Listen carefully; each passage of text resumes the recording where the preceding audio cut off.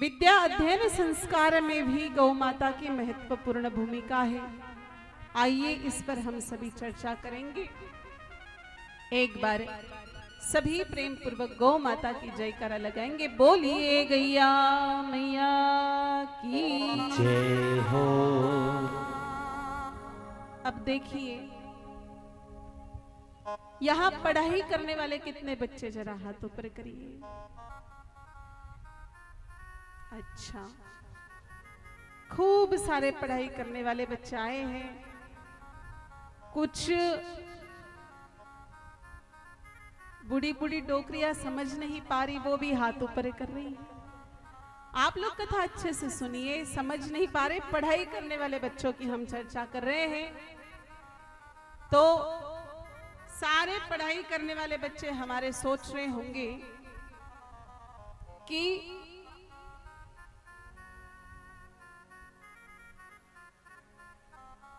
पढ़ाई का और गौ माता का क्या संबंध है। What is relation between cow and the student? But the very special relation between cow and education. पढ़ाई करने वाले बच्चों और गौ माता के बीच बहुत गहरा संबंध है। देखो बच्चे कितने भी बढ़िया स्कूल में पढ़े, पढ़ाने वाले सर मैडम कितने भी अच्छे हो, कोचिंग भी कितनी बढ़िया हो, आपके ट्यूटोरियल्स भी अच्छे हो, लेकिन अगर पढ़ाई करने वाले बच्चों के पास ये दो चीजें नहीं हो तो बच्चे पढ़ नहीं पाते। पहली चीज है आलस्य रहित शरीर और दूसरी चीज है तेज बुद्धि। अगर आपके बच्चे यहाँ नहीं आए हैं तो आप उनको धेनु टीवी के माध्यम से ये पढ़ाई का सत्र जरूर सुनाइएगा।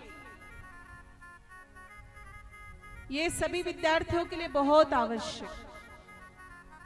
पहली चीज है आलस्य रहित शरीर और दूसरी चीज है तेज बुद्धि। बोलो, आलसी बच्चा कभी पढ़ाई कर सकता है क्या? और मंद बुद्धि वाला बच्चा भी कभी पढ़ाई नहीं कर सकता। सुभाषितानी में लिखा है, अलसस्य कुतो विद्या, अविद्यस्य कुतो धनम, अधनस्य कुतो मित्रम, अमित्रस्य कुतो सुखम। आलसी बच्चे को सुख की प्राप्ति नहीं होती। फिर ये आलस आता कहां से? मेरे भाई बहनों, ये आलस ना पेड़ पे लगता है ना जमीन में से निकलता है। तो भगवान श्री कृष्ण गीता जी में कहते हैं, अर्जुन, मनुष्य जिस प्रकार का अन्न खाता है उसी के अनुसार उसका तन और मन बनता चला जाता है। आज हमारे क्षेत्र में भैंसें हो गई ज्यादा, गाय माताएं हो गई कम। भारत सरकार के पशुपालन विभाग के आंकड़ों के अनुसार, एनिमल हस्बेंड्री की रिपोर्ट के अनुसार हिंदुस्तान में भैंसे है 20 करोड़ के आसपास, जर्सी है लगभग 15-16 करोड़ के आसपास, और गाय माता बची है कुल 8-10 करोड़। तो हम ज्यादातर किसका दूध पी रहे हैं?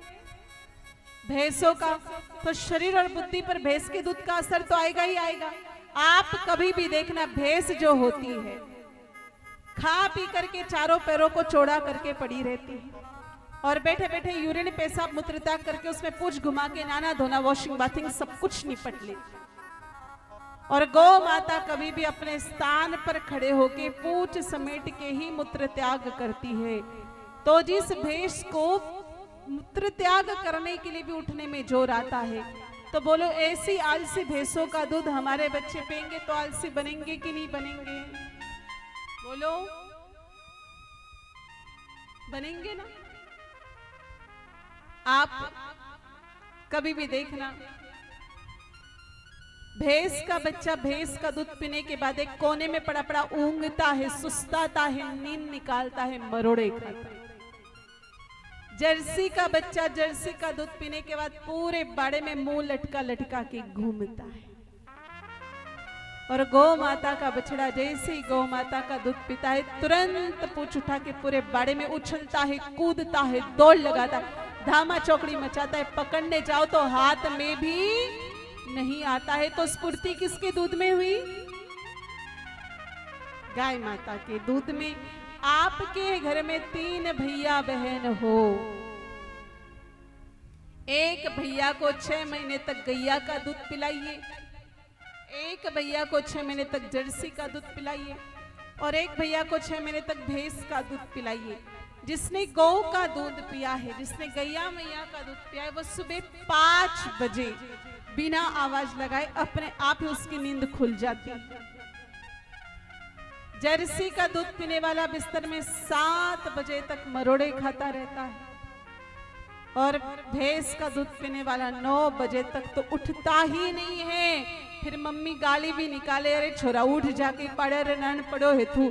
तो भाई दूध भैंस को पियो तो छोरो तो पड़ा कि ना तो पड़ेगो ही पड़ेगो। मेरे भाई बहनों, अब बात करते हैं तेज बुद्धि। हमारे हिंदी में एक मुहावरा है, अक्ल बढ़िया। वैसे आप लोग विचार करिए, हमारे हिंदी में जितने भी मुहावरे बने हैं वो सारे के सारे भैंसों के खिलाफ ही बने हैं।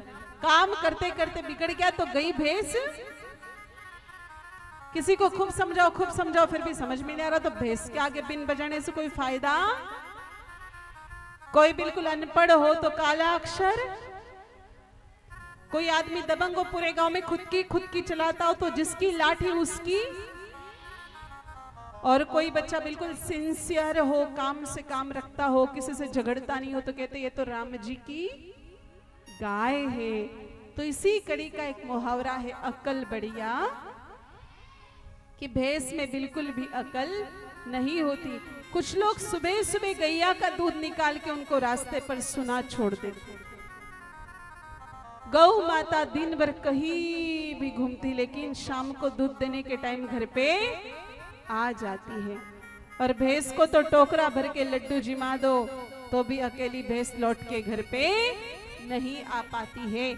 मेरे भाई बहनों, एक गौशाला में 10-10 हजार गौ माता एक साथ रहती। और अगर आप पथमेड़ा गौशाला में जाते हो, विश्व की सबसे बड़ी गौशाला, जहां 1,52,000 गौ माताओं से भी अधिक गोवंश है, वहां आप किसी बछड़े को खोलो, सीधा माँ के पास जाएगा और दूध पिएगा। लेकिन एक बाड़े में 10 भैंसे भी एक साथ बंदी हो ना, किसी पाड़े को खोलना पड़ा तो पहले 7 भैंसों की लात खाएगा तब जाके अपने माँ के पास जाएगा। तो जिस पाड़े को दूध पिलाने वाले अपनी माँ ही याद नहीं रहती, तो ऐसी भैंसों का दूध पी करके हमारे बच्चे कुछ याद रख पाएंगे क्या? इसलिए तो बच्चे चाबी रखते हैं बाथरूम में, ढूंढते हैं पूरे बेडरूम में। Its effect of buffaloes milk, ये भैंस के दूध का असर है। इसलिए बच्चों, दूध कौन सा पीना चाहिए? नहीं, गलत बोल गए। दूध पीना चाहिए गौ माता का। हमने आपको पहले भी बताया, बहुत सारे लोग जर्सी को भी गाय बोलते हैं। Some difference between gaay and gau mata. गौ माता और गाय में बहुत अंतर होता है। गौ माता जिसके पीठ पर थुम्बी, कुकुद, खांदोल, ठाट, थुई, शिवलिंग जैसा उभरा हुआ हिस्सा हो, गले में गलकंबल झालरी लटकन हो, और जो बोले तो मुख से आवाज गूंजे मां, उसे कहते हैं गौ माता। जिसकी पीठ प्लेन हो, नेशनल हाईवे की तरह बिना स्पीड ब्रेकर की, गले में गलकंबल नहीं है, और जो दिन भर बाजे पुपाड़ी की तरह बजे, वो है जर्सी। और जर्सी तो गाय होती ही नहीं। बात चल रही है देसी गौ माता की। मेरे भाई बहनों, देसी गौ माता का दूध बच्चों को पिलाना चाहिए। बच्चों, एक बात बताइए, गाय माता के दूध का रंग कौन सा होता है? सफेद बोलने वालों को तो कभी उनके मम्मी पापा ने गाय माता के दूध के दर्शन ही नहीं करवाए। सभी बच्चे टेंशन में आ गए, महाराज गाय माता के दूध को रंग तो सफेद ही हुए। नहीं बच्चों, गाय माता के दूध का रंग हल्का सा पीला होता है, लाइट येलो गोल्डन। अब देखो, जो चारा हमारी माँ भैंसों को खिलाती वही गैया को खिलाती है ना, अलग से कोई पीला चारा तो खेतों में नहीं लगता है। फिर गाय माता के दूध में ये पीलापन कहां से आता? गाय माता के दूध में ये पीलापन कहां से आता है? देसी गाय माता के पीठ पर जो रीढ़ की हड्डी होती है, उसके सने सने एक नाड़ी चलती जिसका नाम है सूर्य केतु नाड़ी। वो सूर्य नारायण भगवान से स्वर्ण तत्व को खींच करके दूध तक भेजती है। वहां कैरोटीन नामक तत्व प्रकट होता है। यही लिक्विड गोल्ड सॉल्ट है जो बच्चों के शरीर में खून, इम्यूनिटी पावर और बुद्धि को बढ़ाने का काम करते हैं। इसीलिए पढ़ाई करने वाले बच्चों को हमेशा ही गौ माता का दूध पीना चाहिए। बच्चों, किसका दूध पीना चाहिए? और गौ माता का दूध नहीं मिले तो फिर क्या करोगे?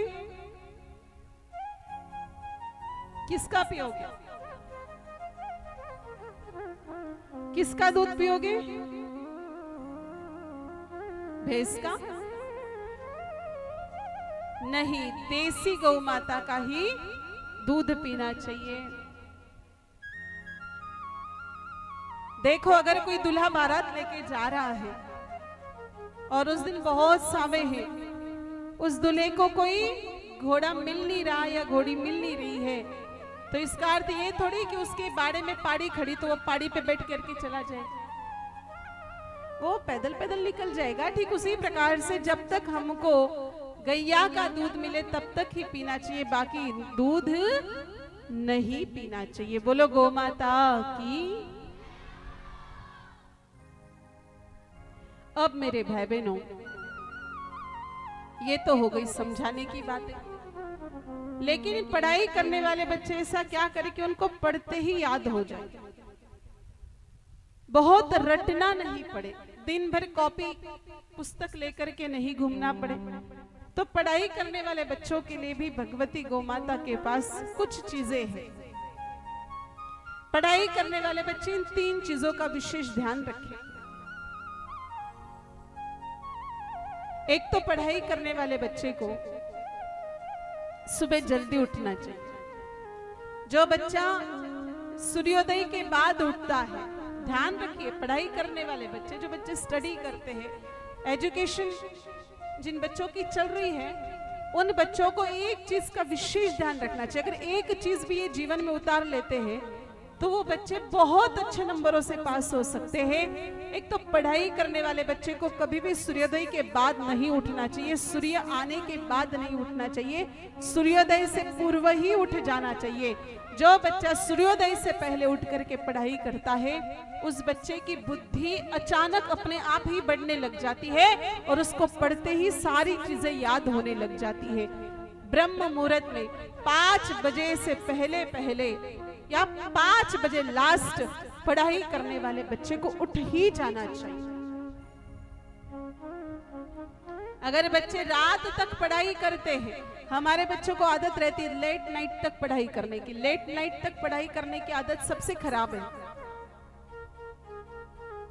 मेरे भाई बहनों, अभी शायद कल ही हम न्यूज देख रहे थे, उसमें था कि इन 14-15 दिनों में कोटा में लगभग 7 से 8 बच्चों ने आत्महत्या की। ऐसा क्यों हुआ? क्योंकि वो बच्चे डिप्रेशन के शिकार हो चुके हैं। ये बच्चे लेट नाइट तक पढ़ाई करते हैं। देखिए, पढ़ाई की भी एक मर्यादा होती है, हर चीज का एक टाइम लिमिटेशन होता है। रात को जैसे ही 10 बजती है, एक तरफ से तो पढ़ाई के हार्मोन्स और दूसरी तरफ से नींद के हार्मोन्स दोनों एक दूसरे पर टकराते हैं। बच्चे अवसाद के शिकार हो जाते हैं और परिणाम स्वरूप बच्चे डिप्रेशन में चले जाते हैं। आज भी सबसे ज्यादा लेट नाइट तक जहां पर पढ़ाई होती है, सबसे ज्यादा आत्महत्या सुसाइड करने वाले बच्चे उसी एरिया में मिलते हैं। इसलिए लेट नाइट तक पढ़ाई नहीं करनी, और बहुत देर तक ये जो मोबाइल खेलते रहते हो आप लोग, वो भी नहीं खेलना है। सुबह जल्दी उठना है, उठ के नहा धो करके 1 लोटा जल सूर्य भगवान को चढ़ाना है, क्योंकि सूर्य नारायण भगवान बुद्धि के देवता है। सूर्य नारायण भगवान को आप कोई छोटा मोटा मत समझिए। सूर्य नारायण भगवान पंच देवताओं में से एक है। सूर्य नारायण भगवान गौ माता के गुरु है। सूर्य नारायण भगवान हनुमान जी महाराज के भी गुरु है। इसलिए मेरे भाई बहनों, 1 लोटा जल बच्चों को सूर्य नारायण भगवान को चढ़ाना है और मंत्र बोले, आदि देव नमोस्तुभ्यं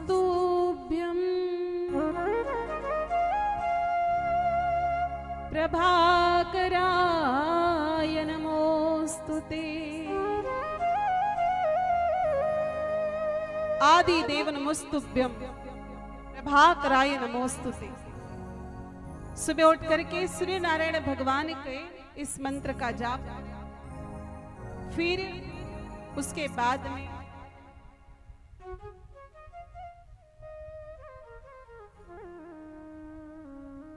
बच्चे को गौ माता की 7 परिक्रमा लगानी है।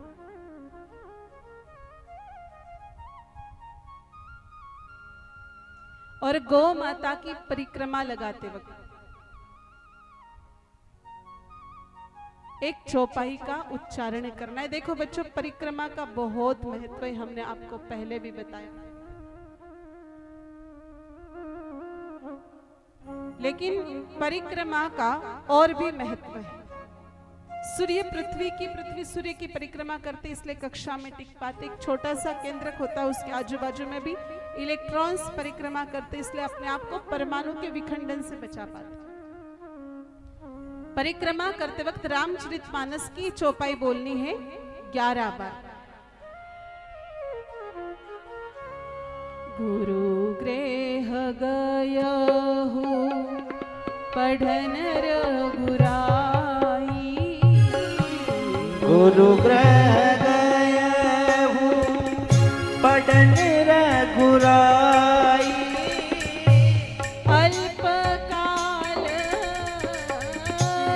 अल्पकाल विद्या सब आई, विद्या सब आई। और तीसरा काम, रात्रि को सोते समय गैया का दूध पी के सोए। अब बहुत सारे माँ पिताजी सोच रहे होंगे कि हम तो हमारे बच्चे को यूं भी गैया का ही दूध पिलाते हैं, लेकिन उनकी बुद्धि काम नहीं करती है महाराज। तो भाई, आप गैया का दूध तो पिला रहे हो, लेकिन एक गलती कर रहे हो। ये गैया का दूध आप 12 ही महीने पिला रहे हो। आपको दूध तो पिलाना चाहिए था 11 महीने मात्र। श्रावण में यूं भी दूध नहीं पीना चाहिए। मत्स्य पुराण के 36वें अध्याय के 16वें श्लोक में लिखा है, श्रावणे वर्जियेत क्षीरम दधि भाद्रपदे स्तदा। श्रावण में दूध नहीं पिए और भाद्रपद में दही नहीं खाए। इन 3 नियमों का पालन करना है। सुबह उठ करके 1 लोटा जल सूर्य भगवान को चढ़ाना है। उस समय मंत्र बोलना है, आदि देव नमोस्तुभ्यं प्रसीद मम भास्कर, दिवाकराय नमोस्तुभ्यं प्रभाकराय नमोस्तुते। फिर गैया के 7 परिक्रमा करके 11 बार रामचरितमानस की चौपाई गानी है। गुरु गृह गयहु पढ़न रघुराई, अल्पकाल विद्या सब आई।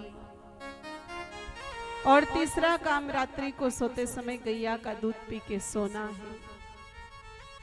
ऐसा करने से